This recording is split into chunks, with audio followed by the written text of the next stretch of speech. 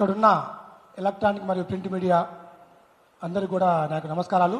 అలాగే ఈరోజు ఈ సమావేశానికి ఇచ్చేసిన మన మున్నూరు కాపు ఐక్య సంఘాల వేదిక ద్వారా మున్నూరు కాపులోని అన్ని సంఘాలు, మున్నూరు కాపు మహాధర్ణ సేన, మున్నూరు కాపు యువత, మున్నూరు కాపు డెవలప్మెంట్ ఫోరం, మున్నూరు కాపు తెలంగాణ రాష్ట్రం, ఒకే కులం ఒకే సంఘం, మున్నూరు కాపు రైతు రక్షణ వేదిక, మున్నూరు కాపు జర్నలిస్టు ఫోరం, మున్నూరు కాపు విద్యావంతుల వేదిక, మున్నూరు కాపు మేధావుల సదస్సు, మున్నూరు కాపు పరిశోధన అధ్యయన సంస్థ, ఇలా అనేక రంగాలు, మున్నూరు కాపు ఉద్యోగుల సంఘం, అన్ని సంఘాల కలయిక ద్వారా ఈరోజు మన గౌరవనీయులు మరి ఖమ్మం, నల్గొండ, వరంగల్ పట్టభద్రుల నియోజకవర్గం ఎమ్మెల్సీ గారు తీర్మాన మల్లన్న గారిపై జరిగిన దాడిని ఖండించడానికి, ఈ అమానుష్యమైన దమనకాండాన్ని నిరసించడానికి ఈరోజు మున్నూరు కాపు ఐక్య సంఘాలు మొత్తం కూడా ఇక్కడ ఒక సమావేశం ఏర్పాటు చేయడం జరిగింది. దీని ద్వారా ఏం చేయదలుచుకుంటున్నామో, ఎలాంటి కార్యాచరణ రూపొందించుకుంటున్నామో ఇవన్నీ కూడా స్పష్టంగా మీ ముందుకి తీసుకురావడం జరుగుతుంది. దీనిలో ఎజెండాలో భాగంగా ఒకటి, దాదాపు ఉమ్మడి ఆంధ్రప్రదేశ్ నుంచి చూసుకుంటే నేటి వరకు తెలంగాణ ఏర్పడ్డ ఈ రోజు వరకు కూడా చూసుకుంటే సరైన బీసీ ఉద్యమం, సరైన బీసీ పంత అనేది ఇంతవరకు రాలేదు. ఇప్పుడు మల్లన్న నేతృత్వంలో, మల్లన్న ఏ రోజైతే బీసీ వాయిస్ ఎత్తుకున్నాడో, మల్లన్న ఏ రోజైతే బీసీ ఉద్యమం మొదలుపెట్టిండో ఆ రోజు నుంచి బీసీలలో గొప్ప కదలిక వచ్చింది, బీసీలలో గొప్ప చైతన్యం వచ్చింది. ఆ చైతన్యాన్ని, ఆ కదలికని యావత్ బీసీ సమాజం స్వాగతిస్తూ ఒక గొప్ప ర్యాలీగా ముందుకు వస్తుంది. ఇవన్నీ గమనించిన కేంద్ర పార్టీలు కావచ్చు, రాష్ట్ర పార్టీలు కావచ్చు, అందరూ కూడా బీసీ నినాదాన్ని ఎత్తుకున్నాయి. ఈ బీసీ నినాదాన్ని అనగదొక్కడానికి, ఈ బీసీ నినాదాన్ని లేకుండా చేయడానికి కొన్ని ఆధిపత్య కుల సంఘాలకు, ఆధిపత్య కుల పార్టీలు కలిసి అనేక రకాల కుట్రలకు తెరదీస్తున్నాయి. ఈ కుట్రలలో భాగంగా దీనికి ప్రధాన కేంద్ర బిందువు తీర్మాన మల్లన్న గారు. అలాంటి తీర్మాన మల్లన్న గారినే ఈ బీసీ వాద నుంచి పక్కకు తప్పిస్తే, అలాంటి తీర్మాన మల్లన్న గారిని బీసీ చైతన్య భూమిక నుంచి పక్కకు తప్పిస్తే బీసీ వాదం చచ్చిపోతుందనే లక్ష్యంతో ఈ ఆధిపత్య కుల పార్టీలు చేస్తున్న కుట్రలను తిప్పుకొట్టడానికి ఈరోజు మన అందరం కూడా ఏకం జరిగింది.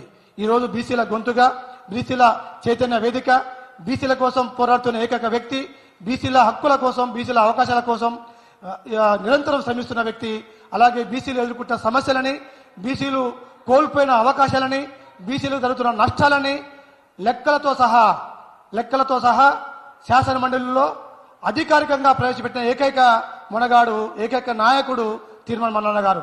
అలాంటి తీర్మాన మల్లన్న గారిపై దాడి చేస్తే ఈయన ఆగుతాడు, ఈ తీర్మాన మల్లన్న రాకుండా చేస్తే బీసీ వాదం ఆగుతుందని చెప్పేసి కపట మోసపూరిత నాటకాలతో ఈ బీసీ వాదాన్ని పక్కకు తప్పించే కుట్రలతో ఈ విధంగా జరుగుతున్నది.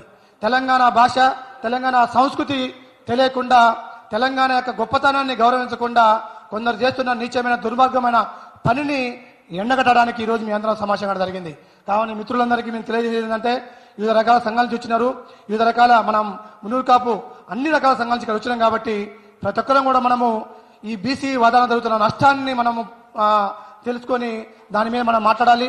అలాగే ఒక బీసీ గొంతుగా ఇవాళ రాష్ట్రంలోనే కాదు, యావత్ భారతదేశ దృష్టి మొత్తం, యావత్ భారతదేశ బీసీ లోకం మొత్తం చూస్తున్న ఏకైక నాయకుడు తీర్మాన మల్లన్న గారి చేస్తున్న కృషిని మనము ఇక్కడ మనం చెప్పాలి.